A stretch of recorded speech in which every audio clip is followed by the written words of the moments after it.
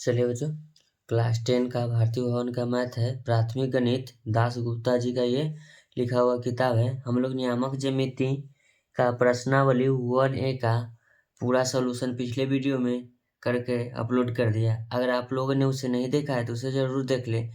अब नियामक ज्यामिति का चलते हैं अगला चैप्टर की तरफ। चलिए, ये नियामक ज्यामिति है, ठीक है। नियामक ज्यामिति का प्रश्नावली 1B। प्रश्नावली क्या है? 1B। तो प्रश्नावली 1B देखिए, आप लोगों को बता देते हैं। हाई स्कूल प्राथमिक गणित भाग 2 नियामक ज्यामिति। तो नियामक ज्यामिति का 1 का A पीछे पूरा सॉल्व हो चुका है। चलिए 1 का B, प्रश्नावली 1 का B में कुछ हमारे पास यहाँ देखिए सूत्र दिखाई दे रहा है। सूत्र ये है कि यदि a यानी a का जो मान है x1 इंटू y1 और b इंटू यानी ब्रैकेट लगा दिया गया है x2 और y2 को मिलाने वाली रेखाखंड AB को बिंदु C, m1 अनुपात m2 के अनुपात में अंतर विभक्त, ठीक है ना, करता हो तो C का निर्देशांक क्या होगा। चलिए, ये अभी हमको इम्पोर्टेंट सूत्र है, ठीक है ना। इसे आप लोग नोट डाउन कर लीजिए, नहीं तो बुक खोल के रखिए और सब सूत्र को नोट डाउन कर लीजिए, क्योंकि ये सूत्र आपको बहुत काम आने वाला है। बारी बारी से सभी सूत्रों पर हम चर्चा करेंगे कि किसका क्या होगा, ठीक है। चलिए अब क्वेश्चन नंबर की तरफ चलते हैं। क्वेश्चन नंबर 1 में क्या कहता है? चलिए, क्वेश्चन नंबर 1 में कहता है उस बिंदु के निर्देशांक ज्ञात कीजिए जो बिंदुओं 4, -3 और 8, 5 को मिलाने वाली रेखाखंड 3:1 के अनुपात में अंतर विभाजित करता है। तो हमको निकालना है ना। चलिए, क्वेश्चन नोट डाउन कर लिए, ठीक है। चलिए लिख देते हैं प्रश्नावली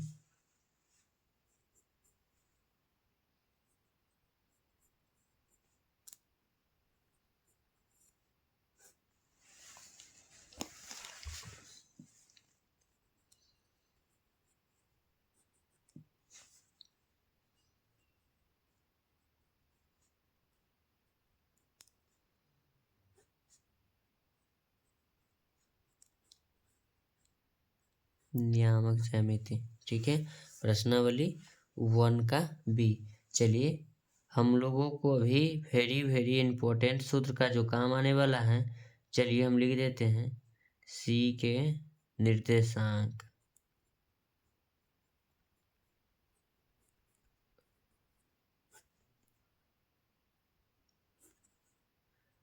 m1 गुना x2 प्लस m2 गुना x1 बटे m1 प्लस m2, कोमा फिर लिखेंगे m1 गुना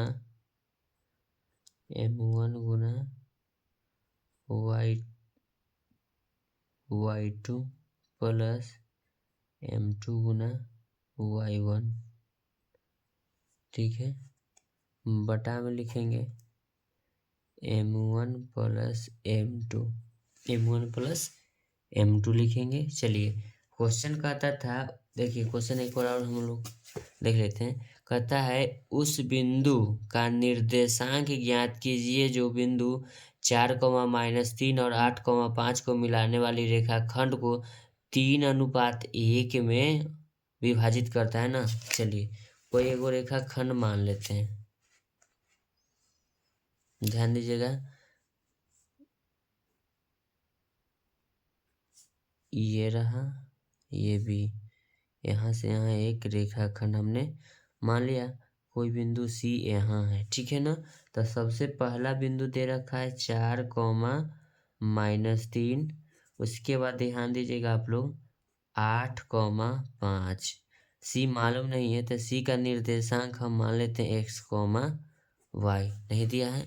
अब देखिए अनुपात जो दिया हुआ है 3:1 में इस रेखाखंड को विभाजित करता है। कौन?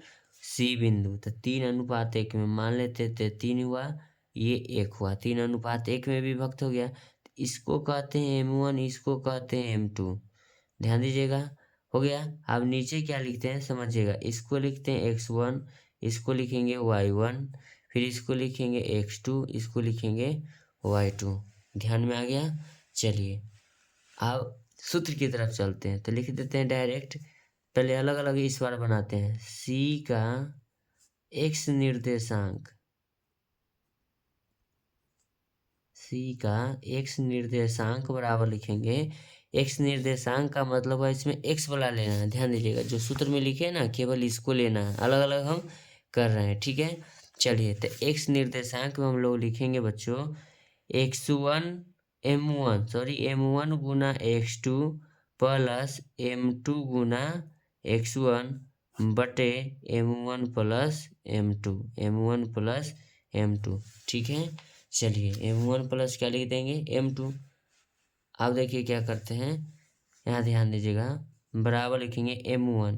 तो m1 का मान मेरे पास कितना है बच्चों, 3, m लिखा रहा है 3 गुना x2 का मान, तो x2 का मान देखिएगा 8 है, 8 से गुना होगा, प्लस लिखेंगे m2, तो m2 का मान है 1 गुना x1, तो x1 का मान कितना है 4, 4 से गुना कर दिए, बटा में m1 प्लस m2 करेंगे, तो m1 का मान हो गया 3, अब प्लस m2 का मान 1, ठीक है। ब्रैकेट ऑफ करेंगे, ध्यान दीजिएगा आप लोग, लिखेंगे बराबर 8 3 24 प्लस 8 3 क्या लिखेंगे 24 प्लस 4 गुना 1 4 बटे 3 1 4, तो ये हो जाएगा मेरे बच्चों 28 बटे में हो जाएगा ये 4 7 चौके 28। तो सी का x निर्देशांक बराबर कितना आया 7। यहाँ लिख देते हैं सी का x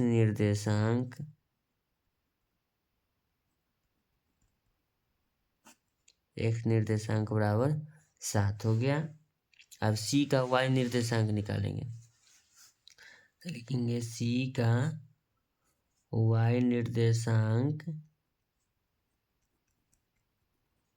बराबर लिखेंगे m1 गुना y2 प्लस m2 गुना y1 बटे m1 प्लस m2। तो सी का y निर्देशांक में क्या लिखेंगे m1, तो m1 का मान हो जाएगा 3 गुना y2 का मान कितना है 5, मान ऊपर लिख दिया देखिएगा, y2 का जो मान है मेरे पास 5 है, 5 लिखेंगे, उसके बाद लिखेंगे प्लस m2 गुना y1, तो m2 का मान 1 होगा और y1 का मान 3 होगा माइनस में। चलिए लिखते हैं, तो m2 का मान कितना है 1 गुना y1 का मान कितना है -3 बटा में m1 प्लस m2, तो m1 का मान हो जाएगा 3 और प्लस m2 का मान 1 हो जाएगा, ठीक है। लिखेंगे बराबर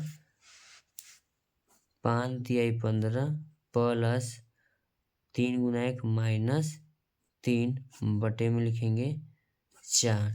चलिए इसको लिखेंगे 15 प्लस गुना माइनस 3 बटे 4 बराबर लिखेंगे 12, क्या लिखेंगे 12 बटे 4, 4 तिहाई कितना हो जाएगा 12, क्या बार में कट गया 3 बार में कट गया। तो सी का y निर्देशांक लिख देते हैं, सी का y निर्देशांक कितना आ गया 3, तो यहाँ लिख देते हैं सी का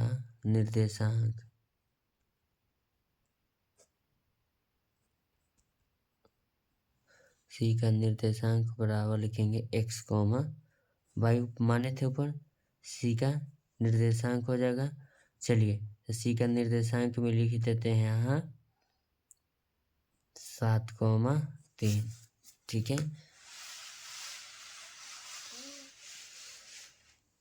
देखिए ठीक है, चलिए आप लोगों को समझ में आया तो ठीक है, अगले वीडियो को लेकर आ रहे हैं, ठीक है ना, नेक्स्ट क्वेश्चन को ठीक है। अगर आप लोगों को अच्छी तरह से समझ में आया तो चैनल को लाइक करें, चैनल को सब्सक्राइब करें। लेकिन हाँ, आपका एक लाइक मुझे मोटिवेट करता है अगले वीडियो को लेकर आने के लिए। ठीक है, थैंक यू।